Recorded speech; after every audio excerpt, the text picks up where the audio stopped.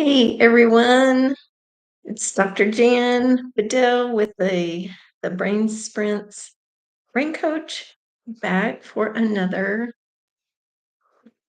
just Q&A kind of thing. Our topic today is going to be ADD and ADHD. One thing I want you to know about that particular label that's rampant in our United States is that it's a symptomatic label. Now, what do I mean by symptomatic label? What I mean is there's a checklist. Oftentimes the teacher fills out the checklist. The doctor might fill out the checklist, the psychologist. The parents are asked to fill out a checklist.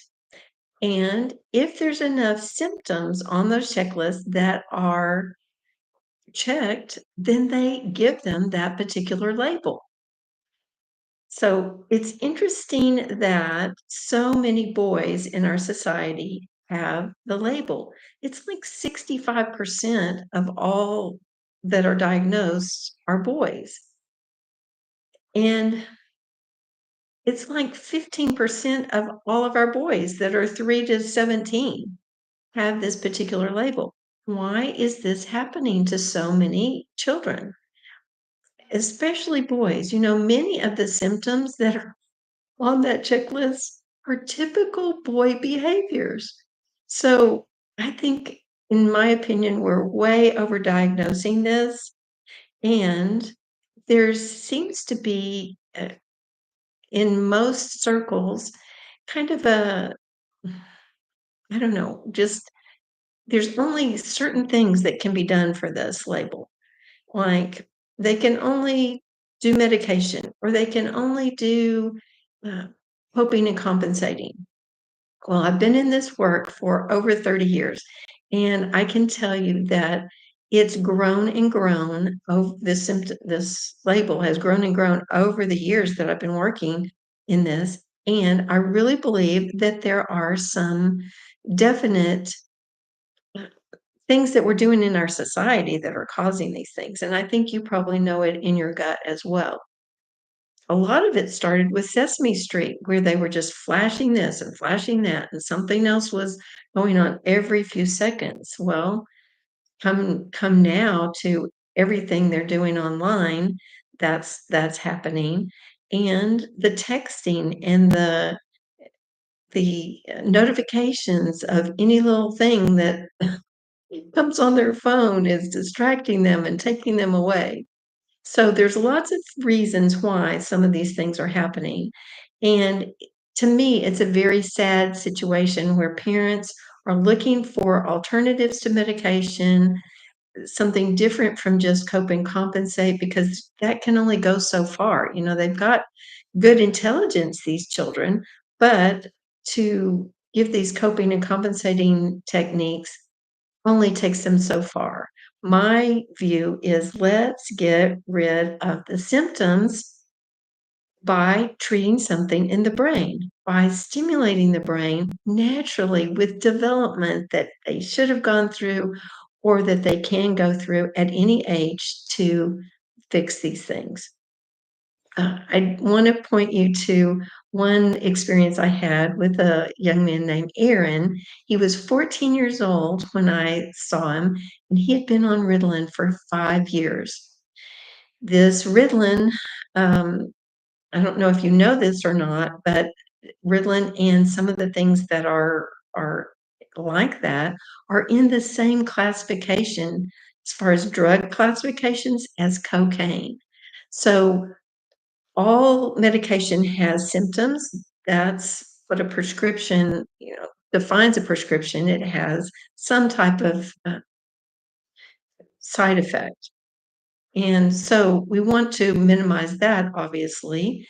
Now, I don't want to do any condemnation for those of you that do have children that have to have some medication. Sometimes they do for a period of time.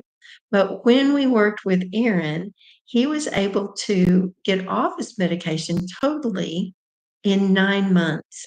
So he did some neurodevelopmental activities that we gave mom to help him with, and he was able to take care of those symptoms enough that he is flourishing in life, has 4 children, a great job, actually a part owner in a business, and so that tends to help people that are concerned about their child's future. There really are things that can be done that will change things for them so that they can cope with life and better.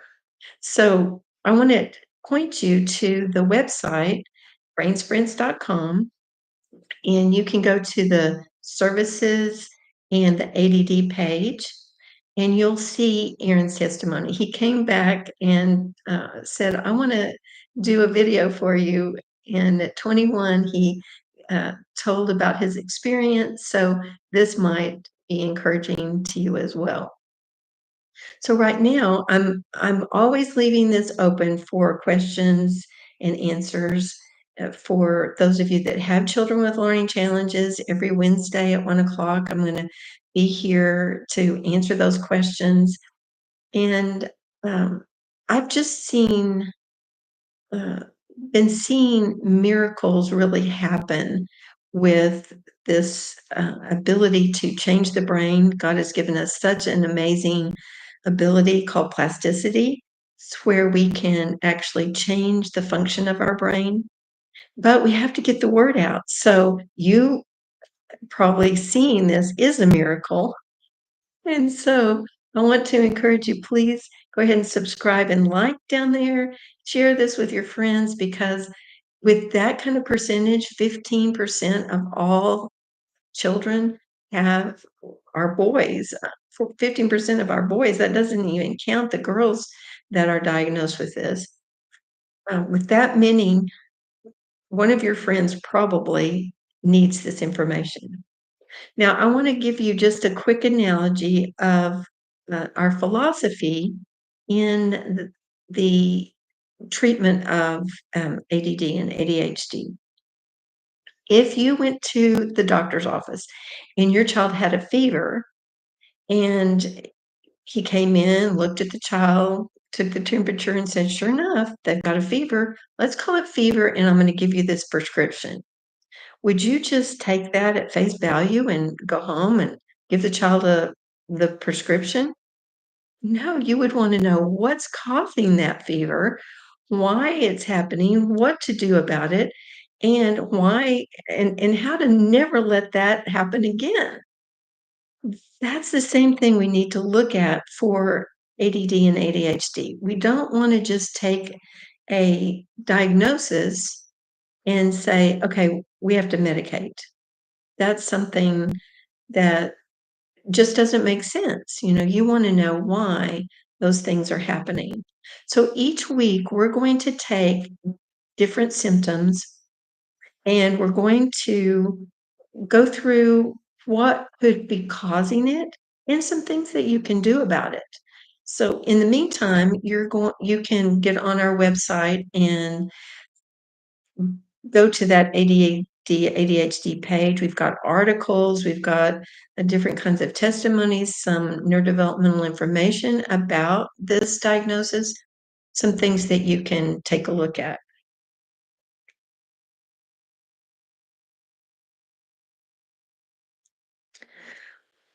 I just wanted to thank someone. You said this kind of content is what helps me make sense of myself. That's great because a lot of adults are being diagnosed with this too. So I'm glad this is helpful. I'm going to talk about trauma right now. And that is one thing that can cause these ADD and ADHD symptoms. This is especially, I don't know what the percentage of adopted children have this diagnosis, but I'm suspecting it's very high because trauma causes things in your brain that actually cause these things to happen that are the symptoms of this. So if there's a trauma, and this could be, an adopted child just goes through trauma because there's a rejection and abandonment that happens just inside their spirit, and There's other traumas that could cause these kind of symptoms as well. Aaron actually had these kind of traumas, and it was from fear that his mother was gonna die. She had heart surgery when he was, in kindergarten, and ever since that, he had trouble focusing and that kind of thing. You can imagine your mom's going to the hospital, you don't know if she's gonna come home because she's having heart surgery. So those kinds of traumas, it can be any kind of trauma, though. It can be, um, a perceived trauma, something they thought was gonna happen, like some kids, they get in the bathtub and then they see that swirling thing as the plug is taken out of the bathtub and it swirls around, and they think, "Oh, am I gonna go down there with it because all this water is disappearing?" So, it could be as simple as that, or high fever is a kind of trauma. My brother went through a medical procedure, because he had some heart issues as a young child, and that was trauma for him. So, when the brain has trauma, its job is to stay alive, and so it's going to maybe even take care of some of the pathways that you really need for better function just to be able to stay alive. It's just going to get rid of those. So, in doing neurodevelopment, stimulating the brain, and so that it functions better, these types of connections can be made in the brain so that you can handle things better. So I want you to stay tuned. Be sure to come back each week. We'll take the symptoms that are on this list and we'll break them down, figure out some things to do about it, and just give you some hope for your future. That's my hope. We'll see you next week.